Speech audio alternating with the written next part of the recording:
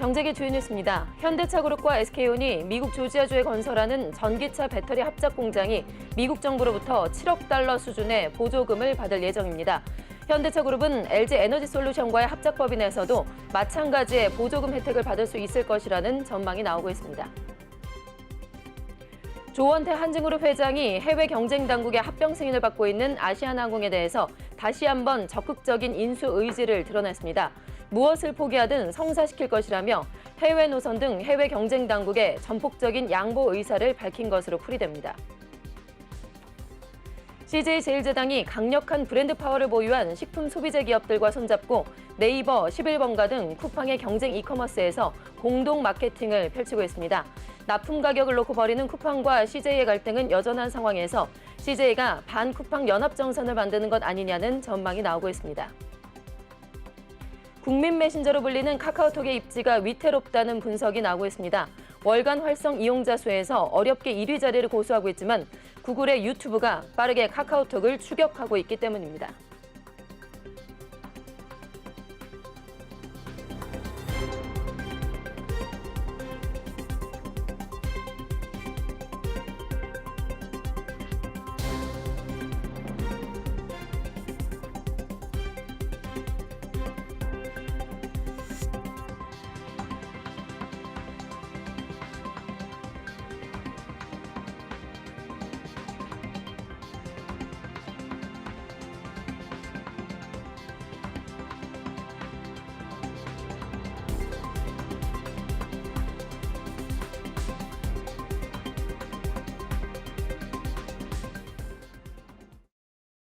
네, 시청자 여러분 안녕하십니까? 뉴스프라임 시작하겠습니다. 자, 오늘의 첫 소식은 취재기자와 함께 다양한 경제계 이슈를 정리하고 분석해보는 시간이죠. 프라임 이슈 박영식 에디터와 함께하겠습니다. 어서 오세요. 네, 안녕하세요. 네, 안녕하세요. 자, 오늘의 첫 소식은요. 현대차그룹과 SK온이 미국의 조지아주에 건설하는 전기차 배터리 합작 공장이 미국의 주 정부 등으로부터 이제 보조금을 받게 된다라는 소식인데, 예. 자, 금액을 보니까 무려 7억 달러, 우리 돈으로 환산을 하면 9천억 달러가 넘습니다. 그렇습니다. 네, 두 회사에게는 상당히 다행이고 반가운 소식이 될 것 같은데요. 네, 그렇습니다.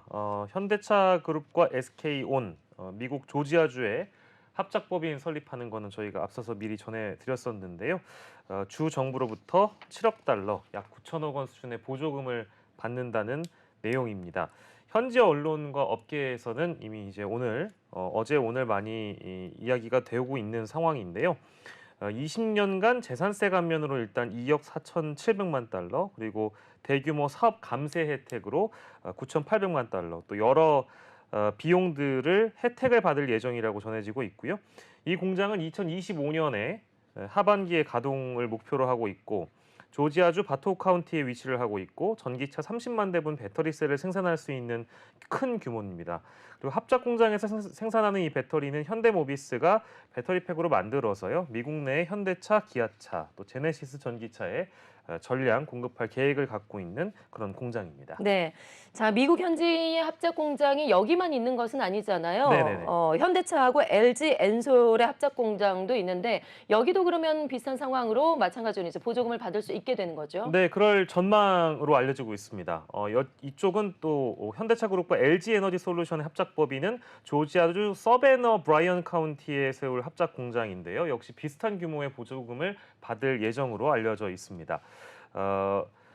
2025년 말 생산 시작을 목표로요. 앞선 공장과 유사하게 연산 30기가와트시 규모 배터리 공장을 건설할 예정이고요. 규모도 비슷하고 보조금도 비슷합니다. 이쪽에서 생산된 배터리 셀도 현대모비스를 거쳐서 미국 내 현대기아차 공장으로 보내지게 되는 것이고요. 아무튼 오늘 이 소식은 현지 매체들 중심으로 해서 빠르게 전해지고 있는데 아무쪼록 차질 없이 우리 기업들이 미국 주 정부로부터 혜택을 받을 수 있기를 기대하고 있습니다. 네. 자, 이어서 두 번째 프라임 이슈 짚어보도록 하죠. 기업들의 협력이 이어지는 좋은 사례가 하나가 더 있습니다. 자, 삼성전자가 현대자동차와 차량용 인포테인먼트 분야에서 처음으로 협력을 시작한다라는 소식인데요. 자, 박 기자, 차량용 인포테인먼트 이 시장도 상당히 앞으로 규모가 엄청나게 커질 것 같습니다. 네네. 이번에 현대차에 엑시노스 칩을 삼성전자 측에서 공급을 하게 됐다고요. 그렇습니다. 삼성전자가 생산하고 있는 칩의 이름이 엑시노스인데요. 현대자동차의 차량의 프리미엄 인포테인먼트용 프로세서인 엑시노스 오토 V920을 공급할 예정입니다. 2025년 공급을 목표로 협력한다는 소식이 전해지고 있는데요. 엑시노스 오토 V920은 삼성전자의 프리미엄 프로세서로 이전 세대보다 대폭 향상된 성능이 특징이라고 일단 삼성은 설명하고 있고, 운전자에게 실시간 운행 정보는 물론이고요. 고화질의 미디어들을 재생하고 또 게임도 구동할 수 있는 그런 엔터테인먼트적인 요소를 제공하는 그런 프로세서입니다. 이 엑시노스 오토 V920의 최신 연산 코어를 적용해서 MPU라고 부르는 신경망 처리 장치 성능 또한 약 2.7배 강화됐다고 설명하고 있고요. 여러모로 좀 성장하고 있는 그런 산업에서 생산하고 있는 그런 프로세서인데, 현대자동차에 공급을 하면서 화제를 모으고 있습니다. 또 이 프로세서의 경우에는 운전자 음성을 인식하고 상태를 또 감지하는 모니터링 기능도 할 수 있다고 하고, 주변을 빠르게 파악해서 사용자에게 더욱 안전한 주행 환경을 제공한다는 한다는 소식인데요. 예. 이 삼성전자의 시스템 피제걸 부사장은 운전자에게 최적의 모빌리티 경험을 제공하는 최첨단 차량용 반도체 개발과 공급을 위해서 전 세계 다양한 고객과 파트너사와 협력을 지속해 확대해 나갈 것이라고 밝혔는데요. 현대차에게만 엑시노스 칩을 공급하는 걸로 끝나는 게 아니라 다양한 협력사들과 협력을 하겠다라는 의지로 읽히고 있습니다. 네. 자, 이어지는 프라임 이슈 세 번째 소식은 대한항공의 합병과 관련된 소식입니다. 아시아나항공이 현재 대한항공에 인수가 돼서 지금 전 세계에서 해외 경쟁 당국들의 합병 심사를 받고 있는 상황인데, 저희 뉴스프렘에서도 여러 차례 전해드렸습니다만 상당히 지지부진하게 이어지고 있습니다. 자, 박 기자, 참 이 답답한 상황을 보다 못했는지 네네. 한진그룹의 조원태 회장이 직접 이번에 나섰습니다. 해외 언론과 인터뷰를 했는데 예. 앞으로 우리가 적극적으로 하겠다라고 인수 의지를 직접 밝혔어요. 네. 그 가장 주목받는 대목은 무엇이든 포기하겠다, 이제 이 대목이 아닌가 싶은데요. 예. 어찌됐든 그 포기라는 측면은 이 해외 경쟁 당국이 만족할 만한 사안을 양보하겠다라는 것으로 보이는데, 일단 언론이 대표적으로 전망을 내놓고 있는 것이 이제 아시아나항공의 어떤 해외 노선들 이런 것들을 양보하지 않겠는가. 예, 알짜 노선을 포기하겠다라는 예. 그런 의미로 좀 해석이 되고 있죠. 맞습니다. 블룸버그 TV와 5일에 인터뷰를 가졌는데요. 우리는 합병의 100%를 걸었다.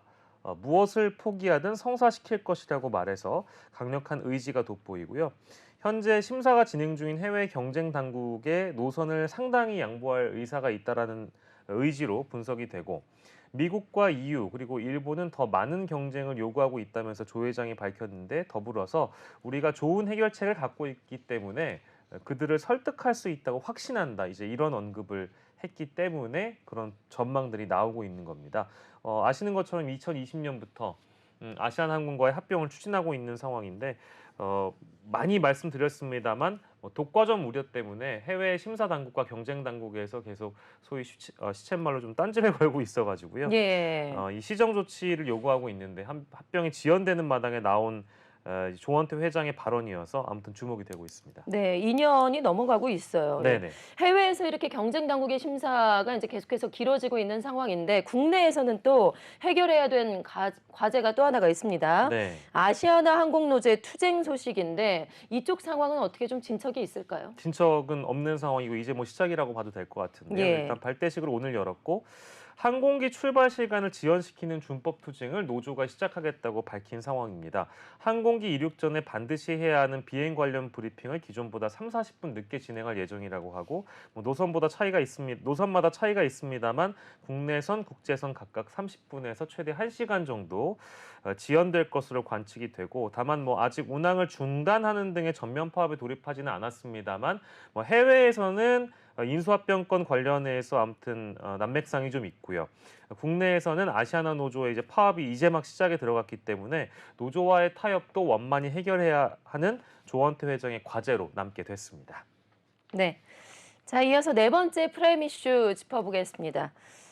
최근에 날씨는 상당히 더워져서 한여름인데 가상화폐 쪽은 여전히 아직도 한겨울처럼 꽁꽁 얼어붙어 있습니다. 특히 오늘 전해드릴 이슈는 빗썸이 대한민국의 이제 2대 거래소죠. 빗썸이 위기를 맞고 있다라는 소식인데요.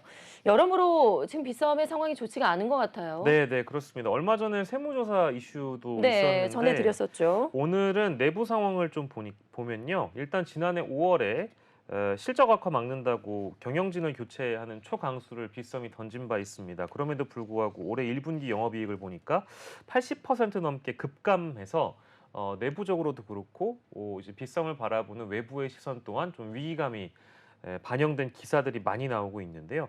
일단 가상자산업계에 따르면 빗썸을 운영하는 빗썸 코리아의 올해 1분기 영업이익이 162억 원으로 집계됐는데 이게 전년 동기 대비 비교해 보니까 80.82%나 급감했습니다. 작년에 845억 원이었거든요. 그러니까 올해 1분기가 162억 원이니까 굉장히 많이 급감을 한 겁니다. 네. 매출과 당기 순이익도 보면 507억 원, 406억 원 기록하면서 같은 기간 각각 59.3%, 20% 감소가 된 건데 뭐 이건 당연히 이 대형 코인 가격들, 즉 비트코인과 이더리움의 가격이 60% 이상 반영이 됐으니까 이제 이런 가격이 나온 것인데 감소폭이 앞으로 더 커질 수 있을 것 같아서 좀 걱정이고요. 어제 오늘 미국 쪽의 가상화폐 업계 소식이 좋은 소식이 없어가지고요. 바이낸스나 그리고 코인베이스 같은 경우에는 지금 증권위원회에 제소가 돼 있기 때문에 예, 미국에서 고소를 한 거죠. 또한 이제 이렇게 되면은 전 세계적으로 다 영향을 미칠 수밖에 없는 그런 상황이고요. 네, 지난 5일에도 가상화폐 그래서 급락했습니다. 네, 예. 맞습니다. 빗썸의 가상자산 하루 실거래량이 3억 7,900만 달러가 2020년의 성적인데요. 국내 가상자산 거래소 중에 그때 당시엔 가장 큰 비중이었는데 업비트가 치고 올라와서 현재는 뭐 1위 자리도 뺏긴 상황이고 예. 현재도 총 거래 대금이 업비트의 5분의 1 수준밖에 안 된다고 합니다. 빗썸의 위기인데요. 빗썸이 실적을 그렇다면 개선할 수 있을까? 이것도 불투명한 상황인 게 아까 말씀드린 대로 전 세계 이 가상화폐 시장 자체가 얼어붙어 있고 시장 이용자 수도 급감했고 거래 대금 역시 좀 많이 떨어져 있기 때문에 결국에는 가상자산 거래소의 수익이 올라가려면 가상자산 거래 수수료로 먹고 사는 이 거래소의 수익이 회복될 수밖에 없기 때문에 많이들 이용해야 이용자 수도 늘어나고 거래도 많이 돼야 빗썸의 실적이 회복된다는 얘기가 되는데요. 과연 이 가상화폐 호황기가 올 수 있을지 많은 투자자들의 관심이 몰리고 있는 상황인데 빗썸이 아무튼 업비트와는 다르게 굉장히 큰 위기를 맞이하고 있다. 업비트도 뭐 위기입니다만 빗썸은 더 큰 위기다. 이렇게 요약할 수 있겠습니다. 네. 자, 이어서 프레임 이슈 5번째 소식으로 넘어가 보겠습니다. 다음으로 주목할 기업이 바로 CJ제일제당입니다. 지난해부터 쿠팡과의 갈등이 계속해서 이어지고 있는 그런 상황인데요. 이 CJ제일제당이 이번에 11번과 이어서 네이버와 손을 맞잡게 됐습니다. 자, 박 기자. 자, 이렇게 되면 이제 쿠팡과 갈등을 겪으면서 예. 반쿠팡 연합이 생기는 거 아니냐. 네네. 이런 업계에서 해석들이 나오고 있어요. 네, 실제 그런 분위기가 맞습니다. 최근에 이제 CJ제일제당이 생활용품을 파는 한국 P&G와 할인 행사를 시작했는데 이제 이 두 회사는 판매 플랫폼을 네이버로 잡았고요. 예. 이 납품과 갈등을 쿠팡과 벌이고 있는 그런 상황에서 네이버 도착 보장 전문관의 CJ제일제당이 입점을 한 겁니다. 쿠팡의 빈자리를 채울 대안을 네이버로 선택하는 건데 쿠팡은 보통 이제 로켓 배송으로 많은 대중들이나 소비자들이 익숙해져 있습니다만 대부분 업체들이 다 하고 있습니다, 사실. 예. 네이버도 이길 배송을 지금 현재 제공한다는 점을 착안해서 네이버와 손을 잡은 것이고 앞서서 11번가와 잡았을 때는 이제 로켓 배송이 아니라 총알 배송 같은 것도 11번가가 있거든요. 제트 배송 이런 것들 때문에 또 타 업체와 협력을 확대하고 있는 그런 상황인데 11번가는 식품 소비재 브랜드와의 공동 마케팅을 통해서 이 서비스를 알리는 효과를 기대하면서 CJ제일제당은 슈팅 배송을 통해서 11번가와 손을 잡은 것이고요. 그리고 이번 달에는 티몬, GS샵, SSG닷컴 등에서도 CJ제일제당이 농심, 테팔 등과의 비슷한 행사를 할 예정이어서 주목받고 있는데 쿠팡과의 긴 갈등 속에서 다른 대안들을 CJ제일제당이 속속들이 찾아가면서 이커머스 시장에서의 어떤 쿠팡과의 입지 그리고 CJ제일제당 같은 공급업체들의 생존 또 유통과 식품업계를 중심으로 아무튼 간무들박이 펼쳐지고 있는 상황입니다. 네. 자, 좀 시간을 되돌려 보면 거슬러 올라가서 쿠팡과 CJ제일제당의 갈등이 과연 어디서부터 어떻게 시작했느냐 아마 모르시는 분들도 있을 것 같아요. 네네. 다시 한번 좀 정리를 해볼까요? 일단 납품 가격을 놓고 갈등을 벌인 거고요. CJ제일제당은 쿠팡이 원하는 마진율을 맞추지 못하니까 일방적으로 발주를 중단했다면서 유통사 갑질을 당했다 이제 이런 입장이고, 쿠팡은 CJ가 올해 들어서 수차례 납품가를 올리면서도 발주 물량을 제대로 공급하지 않았다고 맞서고 있었던 게 지난해 상황이고요. 협상 진행 상황에 대해서 양측은 일단 협상은 계속 진행 중인데 뭐 합의점이 없다고 합니다. 왜냐하면 두 업계 다 아쉬울 게 없거든요. 두 예. 회사 다 둘 다 갑이라고 할 수가 있죠. 뭐가 예. 아쉬워서 내가 당신들과 협의를 하느냐 이제 이런 입장이고요.